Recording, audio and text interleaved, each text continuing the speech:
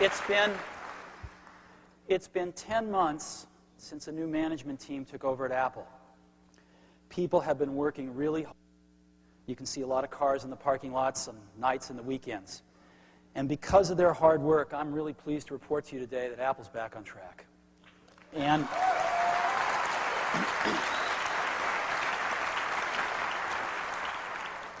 And because of this, with the foundation this gives us, we're going to announce some great new products today. And we're even going to roll out the whole product strategy today. We do that. I just want to spend a few minutes and take you through some examples of how Apple is back on track. The most important thing, of course, is people. Apple's got now a very wise board of directors. Apple's got a very strong senior management team. I would hold the senior management team at Apple up against any other in the industry. But most important, Apple's got some very talented employees, just incredibly talented people.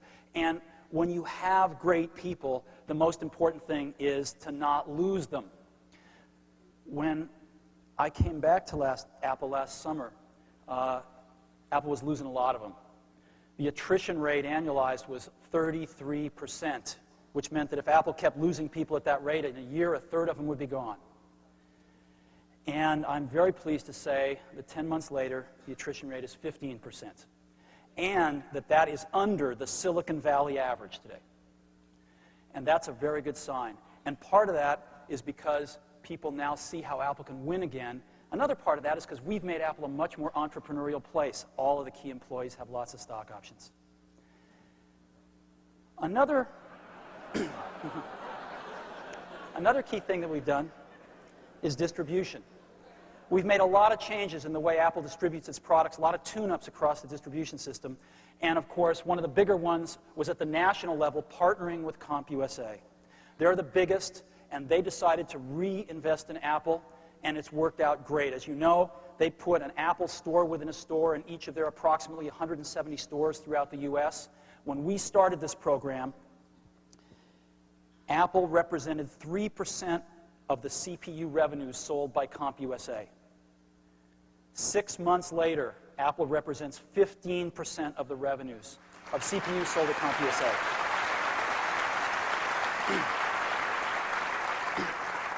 Another area that we can gauge to see Apple's health is the internet, apple.com. How many people are interested in Apple? Now, we've got over 20 million active customers. They might be interested in coming to our website. We have tons of prospective customers who might be interested, a lot of suppliers, a lot of software developers, a lot of competitors.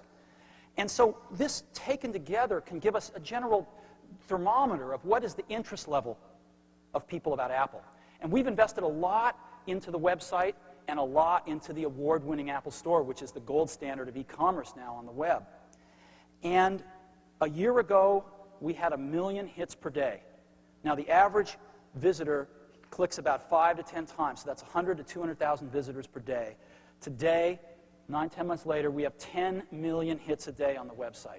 That's 1 to 2 million visitors a day coming to the Apple website. And they're coming because they're interested in Apple. Growth. The quarter that ended December, IDC reported that Apple had a 3.4% market share. The quarter that ended in March, we actually grew our market share 15% to 4%. Now, we're not thrilled with 4% market share, but if we can grow our market share 15% every quarter, we will see it going in the right direction, which it is now. And I think we expect it to rise quite a bit more based on some of the things you're going to see here today, but it is now going in the right direction again. And finance. We have some pretty ambitious plans. We want to develop a lot of great products. We want to market them. It takes money. And our customers need to know that Apple's going to be here 10 years from now.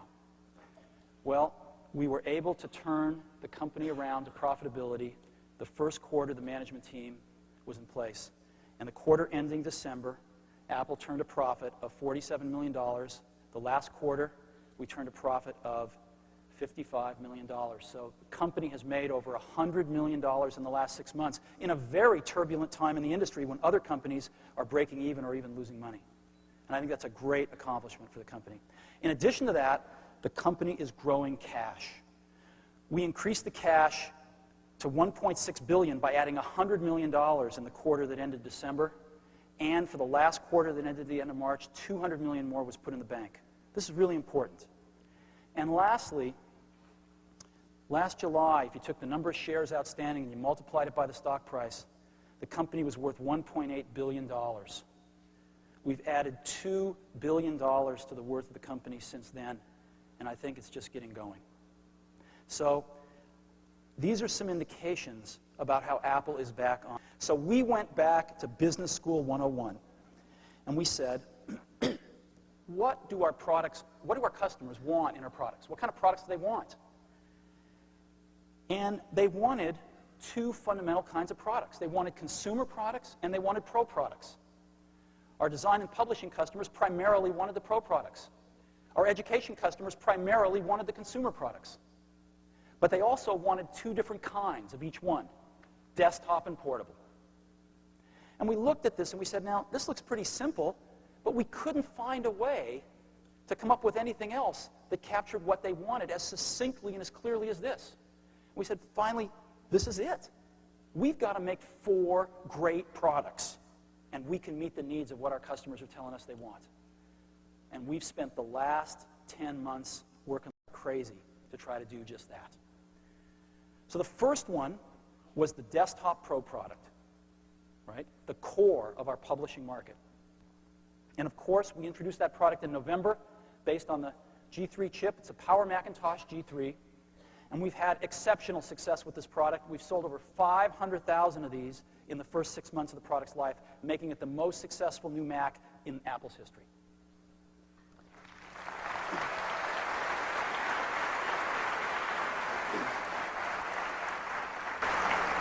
The team did a superb job on this product. It's based, of course, on the PowerPC G3 chip, which is a screamer. Now, its competitor, of course, is the Pentium 2. And what is remarkable, what's hard to fathom, but true here, is that for a given clock rate, a PowerPC chip is twice as fast as a Pentium 2 chip.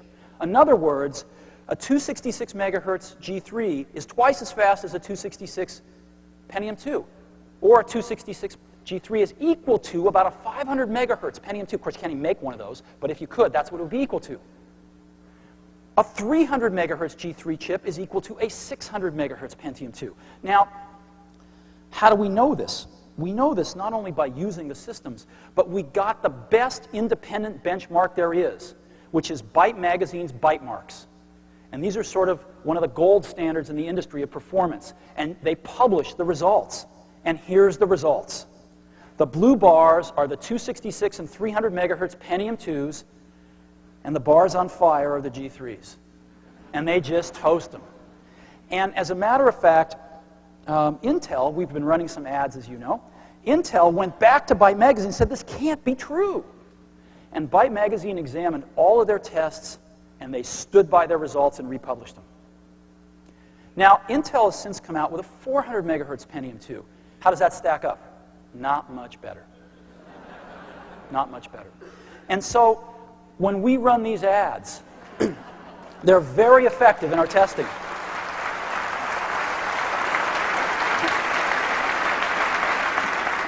And they're effective because they're true. We are extremely happy today to introduce a totally new PowerBook G3. This thing has been redesigned from the processor to the keycaps, and it is going to set the new gold standard for portables out there. It is hot. It's also very beautiful. This is a side profile here, and this is what it looks like from the back. The back of this thing even is gorgeous. And, oh, one other thing. It eats Pentium notebooks for lunch, too. And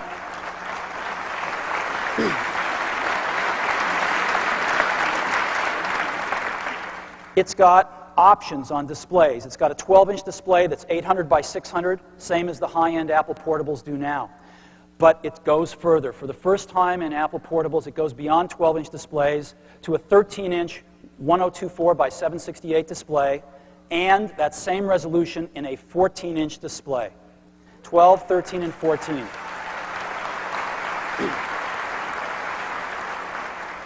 In addition, this thing is incredibly modular. It's built with these two bays. And so you can put one battery or two batteries in. Each battery gives you 3.5 hours of battery life, so you can have up to 7 hours of battery life with two batteries. You can also put in a floppy disk drive, a CD-ROM, a DVD-ROM drive, or a third-party zip drive in there, and the bays are all hot swappable. The batteries are designed with a special feature. Just push a little button, it tells you exactly the state of the battery, whether it's in or out of the computer, and it's got the best keyboard of any portable we know of out there. Now, this thing is powered by a G3 chip, so it is a screamer. And it comes in 33, 233, 250, and 292 megahertz. So we're putting our fastest chips into these things, which we can do because ours don't draw very much power, and you don't have to fry an egg on them. And so we went out and said, okay, how does this stack up against the other Pentium notebooks out there? We found the fastest Pentium notebook you can get. Matter of fact, they're really hard to get because they can hardly make them. And we had one flown in special. This is the latest, greatest one, a 266 megahertz P2. And these are the byte marks, right? 3.9. Let me show you the 3-speed ranges of the new G3 PowerBooks.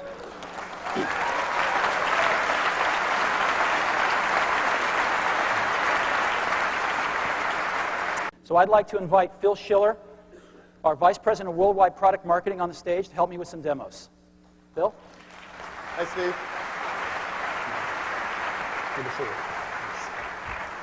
Tell us about your computer here, Phil. Well, I'm glad here to come out and try to take you on head-to-head because you asked me to go out and get the biggest and the best, and I did. This is the brand new compact Armada 7800. There are thousands of Windows customers waiting in line right now to try to get their hands on this computer. Luckily, we flew someone down to LA and got one before anyone else could, leaving plenty of Windows customers in the lurch because they couldn't get this very machine. It's got a Pentium 2, the new mobile Pentium 2, 266. That's the fastest speed it runs at. It's just been announced, just come out. It has a 512 backside cache. It has advanced graphics port, AGP from Intel, with very fast 64-bit graphics. So this has the fastest processor, the fastest notebook graphics, and Compact's really excited to bring this to the whole Windows market. You can't get much better than this. I'm scared.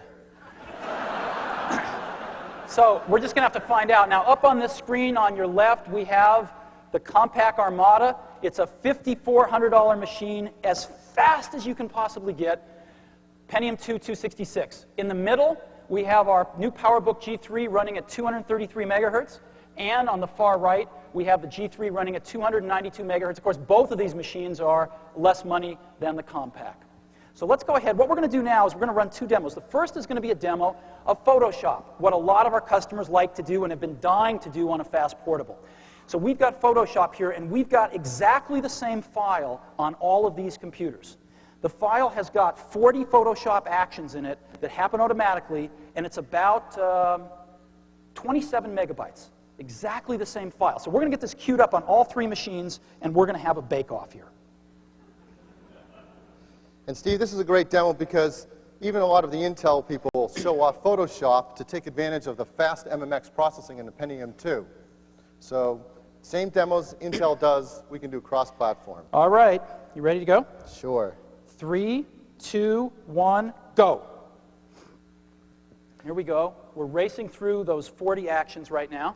Compositing, cropping, throwing on blurs, doing the types of actions Photoshop customers do every day. Boy, the 292 is really in the lead here. Let's see. Done. 292 is done. 233 is getting close. Done. And God, Phil, your Pentium there is still entertaining us. I think I can.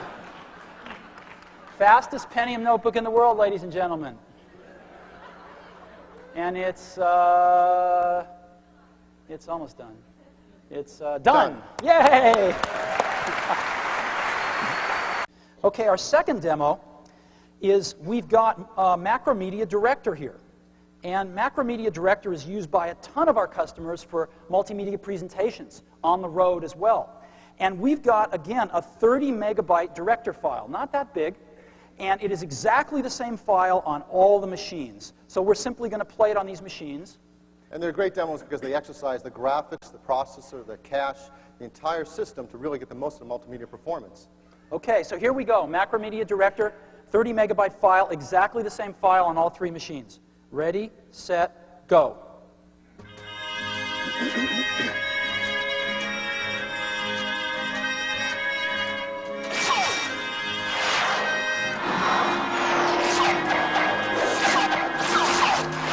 Come on.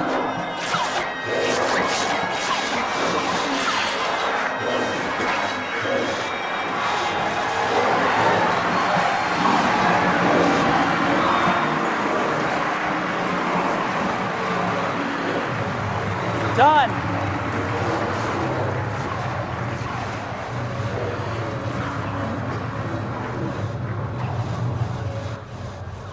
Done.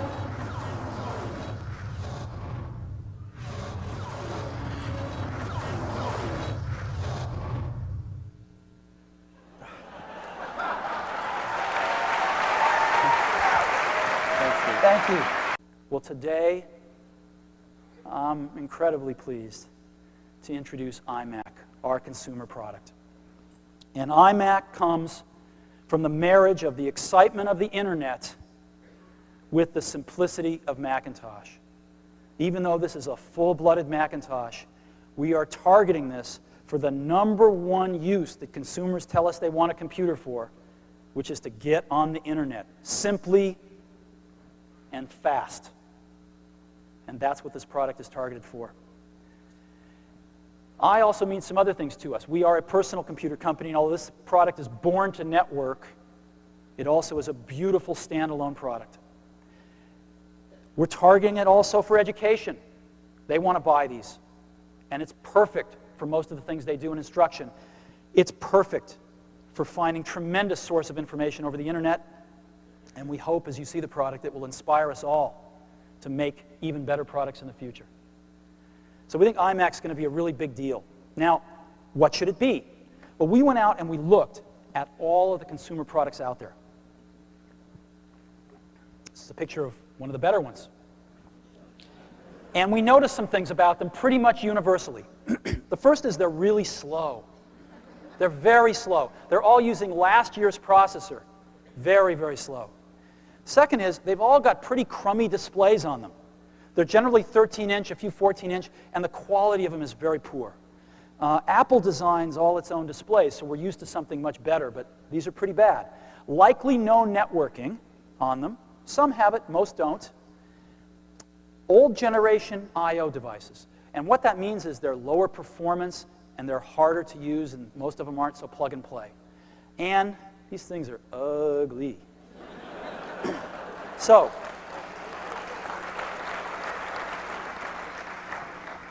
let me tell you about iMac. We decided to make this thing fast.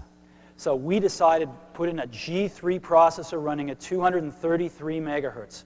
We debated this quite a bit because there were cheaper, slower things we could have used, and we said, no, this has got to be the computer that we want on our desk too. A G3 running at 233, and we didn't forget the cache. It's got a 0.5 megabyte L2 backside cache on it. This thing screams, as you'll see in a minute. On displays, we said, what is the largest display that you'd ever want in one of these in a consumer computer? And the answer to us was a 15-inch display running at 1024 by 768. Let's go ahead and build in the best in every product. And let's have our display engineers engineer it, and it's gorgeous. It is an Apple quality display that we are very proud of. Let's go ahead and put a lot of memory in this thing. 32 megabytes standard. It's expandable to 128. 4 gigabyte disk drive, 24x CD-ROM. And let's build in a lot of communications. This thing's got 100 megabit Ethernet as standard. Now why? Because a lot of our education customers want to put these high-speed networks in, and because we're seeing it in homes. Approximately 10% of the homes in Silicon Valley now have Class 5 wiring in them. We're starting to see lots of home networks emerging. A fast modem and also 4 megabit infrared built in. You want to beam your digital photographs in from your digital camera, built into every product. We are going to the new generation of I/O. 12 megabit universal serial bus, 2 ports. We're leaving the old Apple I/O behind.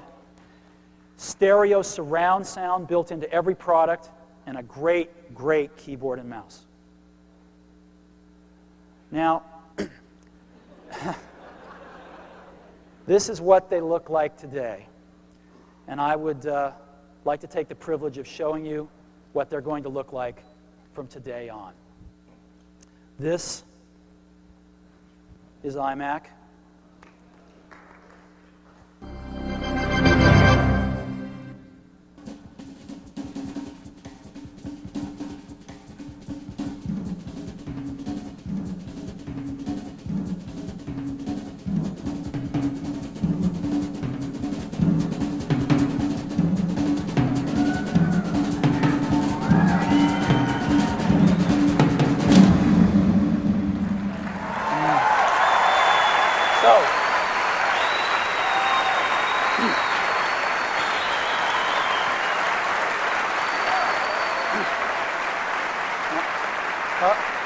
Can you go back there and do that again? Go back and come back.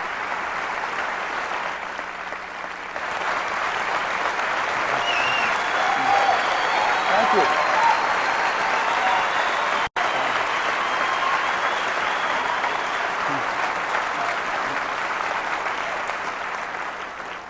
So if I can get this screen switched over, we've got a wireless camera here, and I'd like to show you what this thing looks like. Come on in.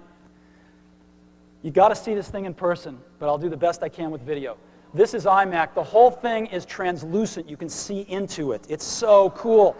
We've got stereo speakers on the front. We've got infrared right up here. We've got the CD-ROM drive right in the middle. We've got dual stereo headphone jacks.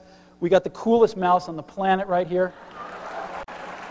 Come on around. All of the connectors are inside one beautiful little door here, the Ethernet, the USB stuff. Around the back, we've got a really great handle here. The back of this thing looks better than the front of the other guys, by the way. And then around the side. So let's take one more swing around it so you can see. This is what it looks like. And again, you've got to see one of these things in person. Great.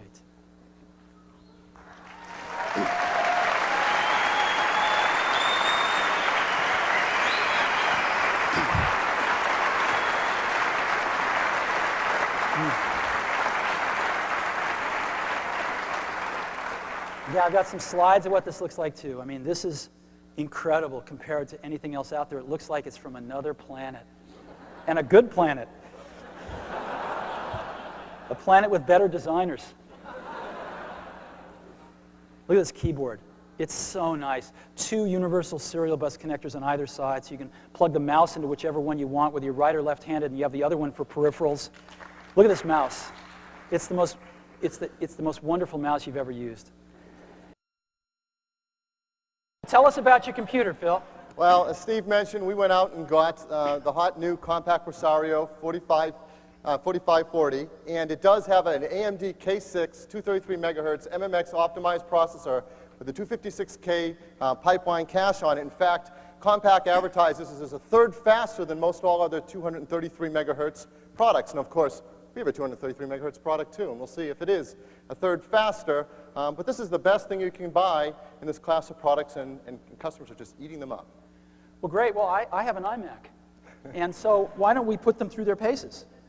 So let's take that same Director demo again, Director 6.0, and let's get these machines ready to go, and we'll see which one's faster. Now, over on the left, again, we've got the Compaq with the K6 233 in it, the most popular and fastest consumer computer out there. And on the right, we have iMac. Well, I'm ready for you, sir. All right. 3, 2, 1, go. Come on.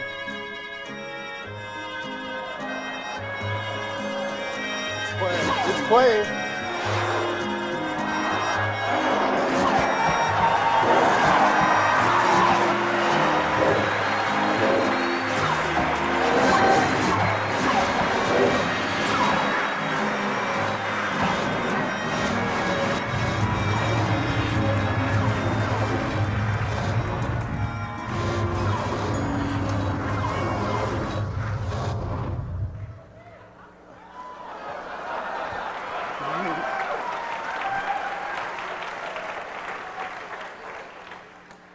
Do you want to put it out of its misery or let it go?